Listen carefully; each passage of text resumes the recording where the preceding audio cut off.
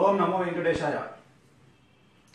అక్కినేని నాగార్జున అమల దంపతుల చిన్న కొడుకు అక్కినేని గురించి చాలామంది నన్ను జాతకం అడుగుతా ఉన్నారు, చాలామంది చెప్పమని అడుగుతా ఉన్నారు. నేను ఇంతకుముందు ప్రిడిక్ట్ చేసినట్టుగా నాగార్జున గారి ఇద్దరు అబ్బాయిలు నాగ చైతన్య, అఖిల్ ఇద్దరి జాతకంలో కూడా దోషం అనేటువంటిది కనిపిస్తూ ఉంది.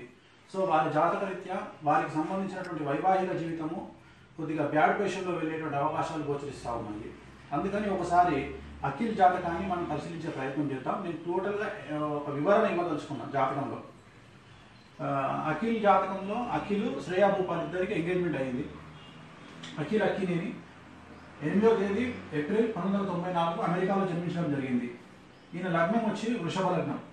లగ్నంలో కేతు ఉన్నాడు జాతకంలో, చూసుకున్న ఒకసారి 1, 2, 3, 4, 5, 6, 7 సప్తమ రాహు అంటే ప్రథమ ఫలితం గోచరిస్తూ ఉంది. సప్తమ రాహు అంటే సప్తమ స్థానం అనేటువంటిది వైవాహిక జీవితానికి సంబంధించినటువంటిది. అంటే ఈయన జాతకంలో మనకు గురువు మినహా సంపూర్ణ కాలసర్ప దోషం కనిపిస్తూ ఉంది. గురువు మినహా, గురువు బయట ఉన్నాడు. కేతువు రాహు మధ్యలో కనుక తీసుకున్నట్టయితే మిగిలిన అన్ని గ్రహాలు వచ్చినాయి, గురువు బయట ఉన్నాడు. అందుకనే గురువు బయట ఉండడం అంటే గురువు పిఆర్ని సూచిస్తాడు, సామాజికంగా పేరును క్రియేట్ చేస్తాడు. సో నాగార్జున కుమారుడు అమల కుమారుడు అయినటువంటి అఖిలు విపరీతమైనటువంటి పేరు ప్రఖ్యాతులు తెచ్చుకునేటువంటి అవకాశం ఉంది.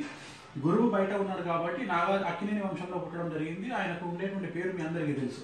ఇక ఆయన వ్యక్తిగతమైన జీవితాన్ని కనుక విశ్లేషిద్దాం. లగ్నంలో కేతు అంటే 100% జాతకరీత్యా సంపూర్ణ కాలసర్ప దోషాన్ని సూచిస్తూ ఉంది. ప్రథమ కాలత్రం రాహు 7వ స్థానంలో ఉన్నాడు కాబట్టి ఖచ్చితంగా మొదటి వివాహం అనేటువంటిది ఎంగేజ్మెంట్ వరకు వచ్చి క్యాన్సిల్ అవ్వడం, లేదా వివాహం అయిన తర్వాత క్యాన్సిల్ అవ్వడం అనేటువంటిది, అంటే వివాహం అయిన తర్వాత విడాకులు తీసుకోవడం లాంటివి గోచరిస్తూ ఉన్నాయి. అలాగే చంద్రుడు శని కాంబినేషన్ అల్టిమేట్ కాంబినేషన్. అంటే ఇక్కడ గుర్తుంచుకోవాల్సింది చంద్రుడు మనకారకుడు.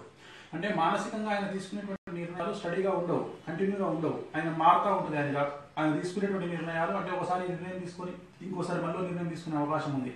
ఉదాహరణ, నేను క్రికెట్లో ఉంటాను అనేటువంటి ఆలోచన ఉంటుంది, సడన్గా మళ్ళీ ఇండస్ట్రీ వైపు వచ్చే ఆలోచన ఉంటుంది. అట్లనే చంద్రుడు అంటే తల్లి స్థానం, శని కాంబినేషన్. అంటే ఈయన జీవితాన్ని తల్లి కమాండ్ చేసే అవకాశం ఎక్కువగా ఉంది. విపరీతంగా తల్లి కమాండ్ చేస్తుంది. అంటే తండ్రి కంటే కూడా, నాగార్జున గారి కంటే కూడా అమల గారు అఖిల్ యొక్క జీవితాన్ని పూర్తిగా కమాండ్ చేసేటువంటి అవకాశం గోచరిస్తూ ఉంది. కాబట్టి వీళ్ళ జాతకరీత్యా నాకున్నటువంటి అవగాహన ప్రకారం ఖచ్చితంగా అక్కినేనికి సంబంధించి వివాహము క్యాన్సల్ అవ్వడము, ఎంగేజ్మెంట్ అయినటువంటి వివాహం క్యాన్సిల్ అవ్వడం, లేదా వివాహం తదుపరి విపరీతంగా సమస్యలు వచ్చేటువంటి అవకాశం ఖచ్చితంగా గోచరిస్తూ ఉన్నాయి. ఈ కారణాల వల్ల. ఎందుకంటే లగ్నంలో కేతువు, ప్రథమ ఫలితమైనటువంటి రాహు, సప్తమ స్థానంలో ఉండేటువంటి రాహు వల్ల ఖచ్చితంగా ఎంగేజ్మెంట్ అయిన తర్వాత వివాహం క్యాన్సిల్ అవ్వడము, లేదా సడన్గా వివాహం అయిన తర్వాత కూడా క్యాన్సిల్ అయ్యేటువంటి అవకాశాలు గోచరిస్తూ ఉన్నాయి.